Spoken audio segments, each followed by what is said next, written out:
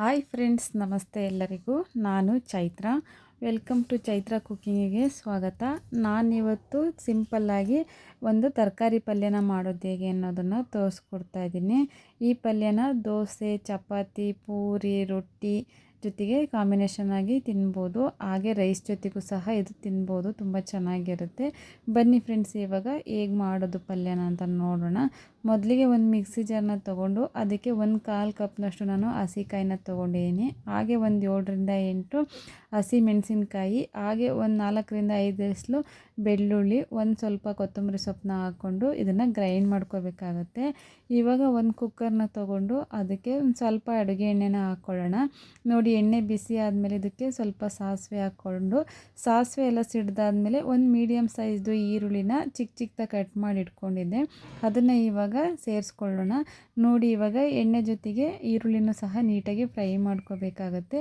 ಇವಾಗ ಈರುಳ್ಳಿ ಎಲ್ಲ ಫ್ರೈ ಆಗ್ತಾಯಿದೆ ಅಂದಾಗ ನಾನು ತಗೊಂಡಿರುವಂತಹ ಬೀನ್ಸು ಮತ್ತು ಕ್ಯಾರೆಟು, ಆಲೂಗೆಡ್ಡೆ ಮತ್ತು ಗೆಡ್ಡೆಕೋಸು, ಸ್ವಲ್ಪ ಹಸಿ ಬಟಾಣಿನ ತೊಗೊಂಡಿದ್ದೀನಿ. ಈ ತರಕಾರಿನೆಲ್ಲ ಸ್ವಲ್ಪ ಚಿಕ್ಕ ಚಿಕ್ಕದಾಗಿ ಕಟ್ ಮಾಡಿಕೊಂಡು ನಾನು ಸೇರಿಸ್ಕೊಳ್ತಾ ಇದ್ದೀನಿ. ನೋಡಿ, ಇವಾಗ ಒಗ್ಗರಣೆ ಈರುಳ್ಳಿ ಜೊತೆಗೇ ಈ ಎಲ್ಲ ತರಕಾರಿಗಳ್ನೂ ಸಹ ನಾನು ಹಾಕ್ಕೊಂಡು ನೀಟಾಗಿ ಫ್ರೈ ಮಾಡ್ಕೋಬೇಕಾಗತ್ತೆ. ಇದಿಷ್ಟನ್ನು ಹಾಕ್ಕೊಂಡು ಚೆನ್ನಾಗಿ ಫ್ರೈ ಮಾಡ್ಕೊಳ್ತಾ ಇದ್ದೀನಿ. ಇದನ್ನು ಎಣ್ಣೆಯಲ್ಲೇ ಫ್ರೈ ಮಾಡ್ಕೊಳ್ಳೋದ್ರಿಂದ ತರಕಾರಿ ತುಂಬ ಚೆನ್ನಾಗಿ ಬೇಯುತ್ತೆ. ಹಾಗಾಗಿ ನಾನು ಎಣ್ಣೆಯಲ್ಲೇ ಸ್ವಲ್ಪ 1-2 ನಿಮಿಷ ಚೆನ್ನಾಗಿ ಫ್ರೈ ಮಾಡ್ಕೊಳ್ತೀನಿ. ಹಾಗೆ ಈ ತರಕಾರಿ ಎಲ್ಲನೂ ಫ್ರೈ ಮಾಡ್ಕೋಬೇಕಾದ್ರೆ ರುಚಿಗೆ ತಕ್ಕಷ್ಟು ಉಪ್ಪನ್ನು ನೋಡಿಕೊಂಡು ಸೇರಿಸ್ಕೋಬೇಕಾಗತ್ತೆ. ಉಪ್ಪನ್ನೆಲ್ಲ ಹಾಕಿದ ಮೇಲೆ ಇನ್ನೊಂದು ಸಲ ಚೆನ್ನಾಗಿ ಮಿಕ್ಸ್ ಮಾಡಿ 1-2 ಮಿನಿಟ್ಸು ಇದನ್ನು ನೀಟಾಗಿ ಫ್ರೈ ಆಗಲಿಕ್ಕೆ ಬಿಡೋಣ. ನೋಡಿ, ಹಾಗೆ ನಾನು 2 ಟೊಮೊಟೊನ ಚಿಕ್ಕ ಚಿಕ್ಕದಾಗಿ ಕಟ್ ಮಾಡಿ ಇಟ್ಕೊಂಡಿದ್ದೆ, ಅದನ್ನು ಸಹ ಈ ಟೈಮಲ್ಲಿ ಸೇರಿಸ್ತಾ ಇದ್ದೀನಿ.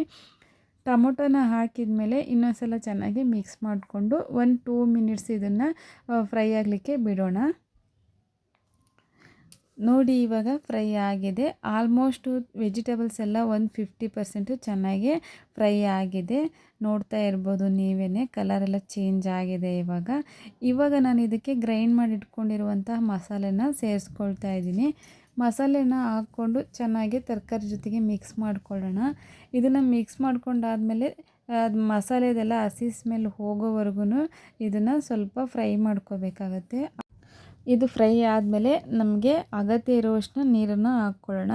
ನಮಗೆ ಬರೀ ಚಪಾತಿ ಪೂರಿಗೆ ಅಷ್ಟೇ ಸಾಕು ಸಾಂಬಾರು ಪಲ್ಯ ಅನ್ನೋದಾದರೆ ಸ್ವಲ್ಪ ನೀರನ್ನ ಹಾಕ್ಕೊಳ್ಳಿ. ಇಲ್ಲ ರೈಸ್ ಜೊತೆಗೂ ಸ್ವಲ್ಪ ಬೇಕಾಗುತ್ತೆ ಅನ್ನೋದಾದರೆ ಒಂದು ಸ್ವಲ್ಪ ನೀರನ್ನ ಜಾಸ್ತಿ ಹಾಕ್ಕೊಳ್ಳಿ ಅಷ್ಟೇ. ನೋಡಿ, ನಾನು ಇವಾಗ ಇದಕ್ಕೆ ಸ್ವಲ್ಪ ಅಡುಗೆ ಅರಿಶಿನ ಹಾಕ್ಕೊಂಡು ಚೆನ್ನಾಗಿ ಒಂದು ಮಿಕ್ಸ್ ಮಾಡ್ಕೊಳ್ತಾ ಇದ್ದೀನಿ. ಇದು ಮಿಕ್ಸ್ ಮಾಡಾದಮೇಲೆ ಒಂದು 2 ಮಿನಿಟ್ಸ್ 3 ಮಿನಿಟ್ಸ್ ಆದಮೇಲೆ ಇದು ಕುದಿ ಬರುತ್ತೆ. ಆ ಟೈಮಲ್ಲಿ ನಾವು ಚಿಕ್ಕ ಚಿಕ್ಕದಾಗಿ ಕಟ್ ಮಾಡಿ ಇಟ್ಕೊಂಡಿರುವಂತಹ ಬದನೆಕಾಯಿನ ಸೇರಿಸ್ಕೋಬೇಕಾಗತ್ತೆ.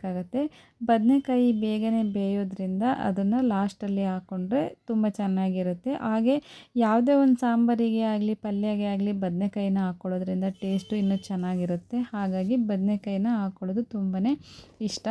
ನೋಡಿ, ಇವಾಗ ನಾನು 1-2 ಸ್ಪೂನಷ್ಟು ನಾರ್ಮಲಾಗಿ ಸಾಂಬಾರು ಪೌಡ್ರನ್ನ ಹಾಕ್ಕೊಳ್ತಾ ಇದ್ದೀನಿ. ನಾರ್ಮಲಾಗಿ ಸಾಂಬಾರಿಗೆ ಯೂಸ್ ಮಾಡೋಂಥ ಪೌಡ್ರು. ಹಾಗೆ 1-2 ಸ್ಪೂನಷ್ಟು ಹುಚ್ಚೆಳ್ಳು ಪೌಡ್ರನ್ನ ಸಹ ಹಾಕ್ಕೊಂಡು ನೀಟಾಗಿ ಮಿಕ್ಸ್ ಮಾಡ್ಕೊಳ್ತಾ ಇದ್ದೀನಿ. ನೋಡಿ, ಇದನ್ನು ಮಿಕ್ಸ್ ಮಾಡ್ಕೊಂಡಾದ್ಮೇಲೆ ಇವಾಗ ಅಗತ್ಯ ಇದ್ದರೆ ಸ್ವಲ್ಪ ರುಚಿ ನೋಡಿಕೊಂಡು ಉಪ್ಪನ್ನು ಸೇರಿಸ್ಕೊಳ್ಳಿ.